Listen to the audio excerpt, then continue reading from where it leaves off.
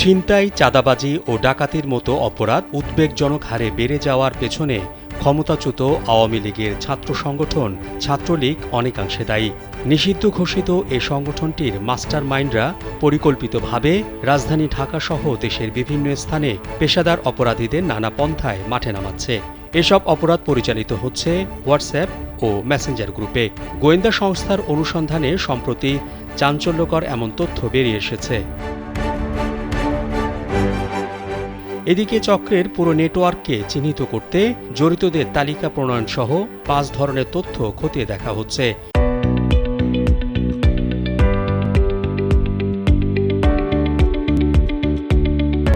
Police সদর দপ্তর থেকে পাঠানো এই নির্দেশনায় ছাত্রলীগের নেতাকর্মীদের পূর্ণ নাম ও পরিচয়, জাতীয় পরিচয়পত্র নম্বর, পাসপোর্ট নম্বর, রাজনৈতিক পরিচয় ও সংগঠনের অবস্থান, অতীত ও বর্তমান কার্যক্রম বিবরণ, জিডি বা মামলা থাকলে তার তথ্য জরুরি ভিত্তিতে দিতে বলা হয়েছে।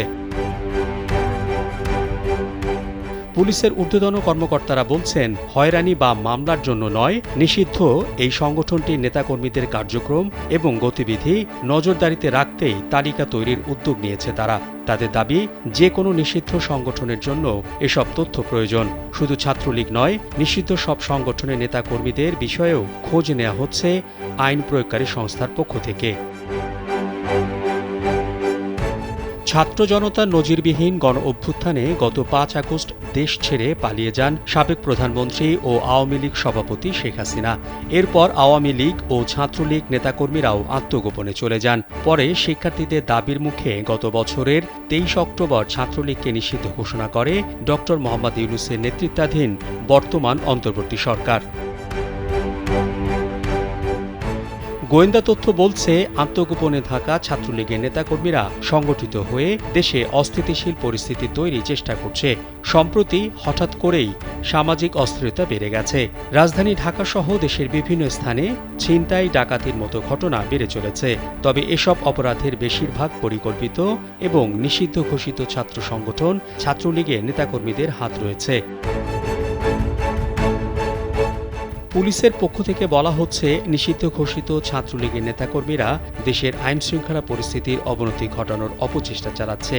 তাদের হাতে অবৈধ অস্ত্র ছাড়াও কালো টাকা আছে।